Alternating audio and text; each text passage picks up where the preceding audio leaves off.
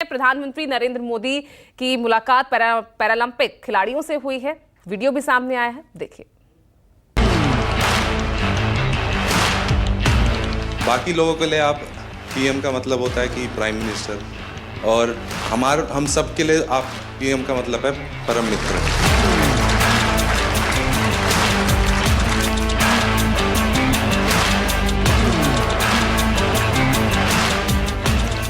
शीतल की सिग्नेचर मिल जाएगी आज मुझे।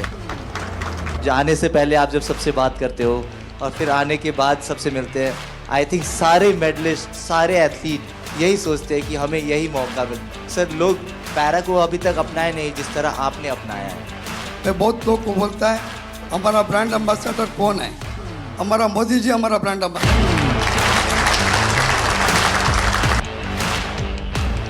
तो क्या पहनाना चाहोगे? तो मैं यहाँ बैठता हूँ, तुम पहनाओ। तुम मुझसे बड़े हो, दिखाई दे। आज मुझे आपको सुनना है, आप लोगों के क्या अनुभव रहे, वहाँ सबसे मिलते होंगे, कुछ न कुछ अच्छी बातें हुई होगी, वो मैं जरा सुनना चाहता हूँ। सर नमस्ते। हर हर महादेव सर। हर हर महादेव। सर मैं ब्लाइंड जूडो से कपिल परमार 60 केजी खेलता हूँ सर, और मेरा एक्सपीरियंस ये रहा कि मैंने बहुत ज़्यादा कंपटीशन खेल लिए थे। 2021 से लेके तो मैं 16 कंपटीशन खेले सर, जिसमें मेरे 14 में मेडल थे, जिसमें 8 में मेरे गोल्ड थे, ब्राउन, सिल्वर। एशियन गेम में भी मेरा सिल्वर था, वर्ल्ड गेम में ब्रॉन्ज था, और वर्ल्ड चैम्पियनशिप ब्रॉन्ज था। तो सर मेरा डर निकल गया था, ओलंपिक का इतना प्रेशर नहीं था, क्योंकि मैंने कंपटीशन बहुत ज़्यादा खेल लिए थे सर। तो सर मेरा एक्सपीरियंस ये है कि थोड़ा सा प्रेशर था। तो हमारे देवेंद्र भाई साहब, झांझड़िया जी भाई साहब ने मेरे से एक बात बोली थी कि अपने को अपना बेस्ट देना है। बोला था कि जो आप प्रैक्टिस में करते हो वही आपको करना है। और सर मेरे कोच हैं, उनका भी, मेरे मनोहर अंजार जी, उनका बहुत आशीर्वाद दिया, क्योंकि हम लोगों को संभालना मुश्किल ही नहीं, नामुमकिन है। क्योंकि सर हम हर कहीं टकरा जाते हैं और कोई हमसे आके टकरा जाता है। तो मैं उनसे पूछता हूँ कि आप ब्लाइंड हो कि मैं ब्लाइंड हूँ। सर बहुत बार ऐसा होता है, तो बस सर के हाथ पकड़ के चलते, हाथ पकड़ के आते हैं, वो थोड़ा बहुत जो दिखता है उसमें अपना काम कर लेते हैं सर। और सर आपका बहुत आशीर्वाद रहा। अच्छा कपिल, उस दिन तुमने मुझे बताया कि स्टेडियम में से कपिल कपिल कपिल इतनी आवाज आ रही थी। जी सर। तो मैं मेरे कोच की सूचनाएं सुन नहीं पा रहा था। वो मैं एक्चुअली एक्सपीरियंस करना चाहता हूँ, कैसे आपके कोच कहाँ है सर?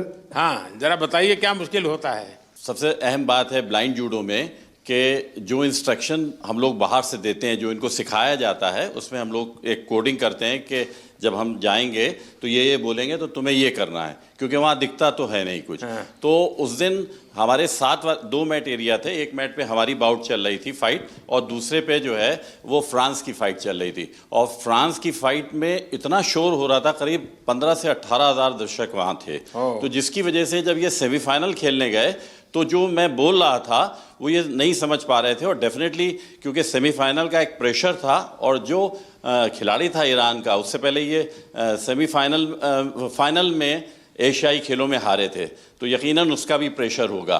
तो इस वजह से ये उस दिन हमें भारत के लिए गोल्ड मेडल नहीं ला पाया। तो सामने का जो कोच होगा वो भी अपने प्लेयर को इसी प्रकार से सूचना करता होगा? जी, वो भी। अब ये डिपेंड करता है कोच टू कोच कि वो, जैसे हमारा इनका टाइप, जो भी हमारे कोचेज और जो खिलाड़ी उनके साथ ये है कि हम लोग ये देखते हैं कि कौन किस तरीके से सिखाता है, तो हम डिफरेंट उसकी जो है सोच में, मतलब कोच को भी औरों से अपने आप को अलग सीक्रेट रखना पड़ता है। बिल्कुल। अच्छा। क्योंकि वही चीज़ हम कहेंगे वो कहेगा तो फिर नहीं समझ पाएगा। अच्छा, आपको अगर इसको कहना है कपिल को जी कि कपिल बाएं ओर से ठोको, तो क्या बोलेंगे आप?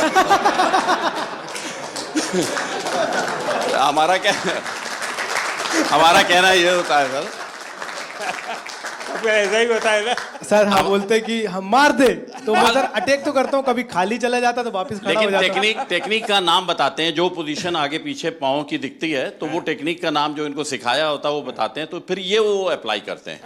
क्योंकि कहाँ पर ऑफ बैलेंसिंग हो रही है, आगे हो रही है, पीछे हो रही है, तो वो टेक्निक बताते हैं। तो आप सामने वाले की पोजीशन भी बताते होंगे? जी जी जी बिल्कुल, उसके जो मूवमेंट होते हैं, जैसे उसने आगे किया, वेट उसका आगे जा रहा है, तो हम आगे वाली टेक्निक उसको मार सकते हैं। हाँ। ऐसे ही अगर उसने पीछे वेट किया या पीछे मूव कर रहा है, तो पीछे वाली टेक्निक बताते हैं, और जिससे कि हम उसके तो पॉइंट लेते हैं। आप जब वहाँ बैठे होते हैं तो आपके भी हाथ पैर हिलते होंगे? बहुत ज्यादा। अब बस नहीं चलता कि हम लोग भी मैट पे चले जाएं एज कोच। सर ऐसा हो रहा था कि सेमीफाइनल में जो रेफरी थे जो मेरे हाथ पकड़ के ले जा रहे थे, उनके हाथ खुद धूज रहे थे। क्योंकि बड़े मैच में उनको भी डिसीजन गलत दे दिया, जैसे तो थर्ड एम्पायर रहता है पूरा, उसके बाद ही बताया जाता है, पर मेरा डिसीजन बहुत जल्दी दे दिया था रोल करके। वो मेरी भी गलती रही कुछ, सेमीफाइनल में मैं दब गया, पर नेक्स्ट टाइम मैं सर आपसे वादा करता हूँ 2028 बहुत में। अच्छा कर रहे हो, बहुत अच्छा कर रहे हो, बहुत बधाई हो। Thank you sir, thank you so much. जय हिंद सर, मैं एक सोल्जर हूँ और मेरी वाइफ है सिमरन शर्मा, और एक मेरे पास प्रीति है। मैं एथलेटिक का एक कोच हूँ, पैरा एथलेटिक का।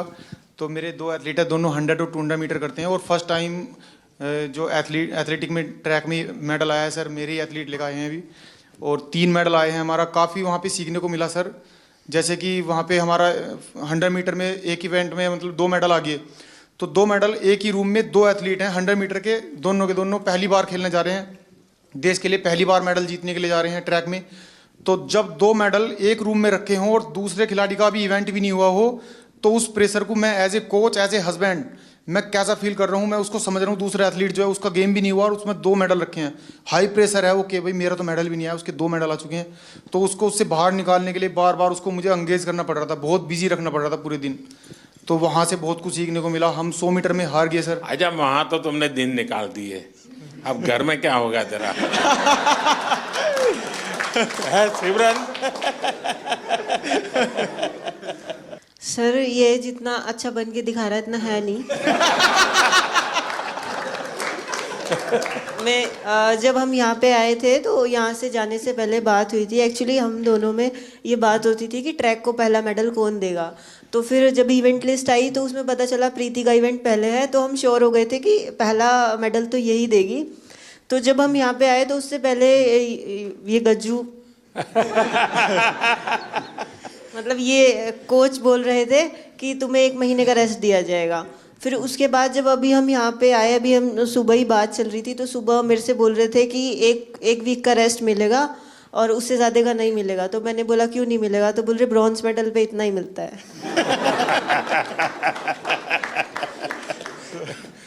अब तुझे खाना नहीं मिलेगा।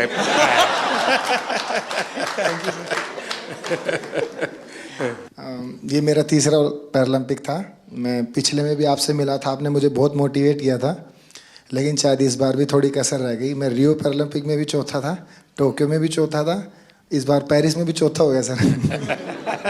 तो ये 4 नंबर मेरे से कुछ ज़्यादा ही प्रेम में है, तो मैं इसी 4 नंबर को शायद मोटिवेशन में लेता हूँ। तो सोचता हूँ कि अगला मेरा चौथा पैरालंपिक होगा।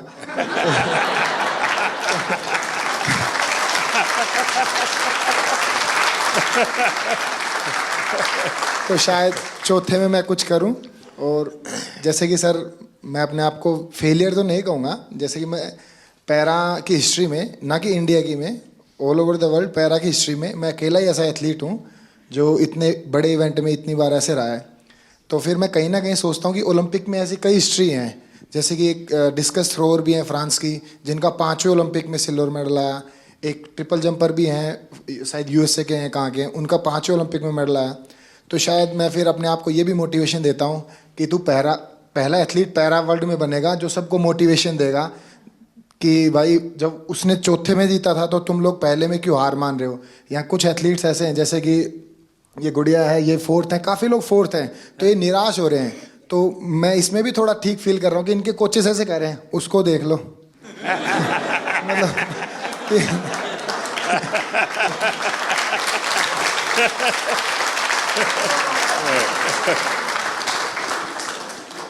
देखिए, मैं समझता हूँ कि आपका ये जो जीवन की तरफ देखने का दृष्टिकोण है ना, वो शायद आपकी सबसे बड़ी ताकत है।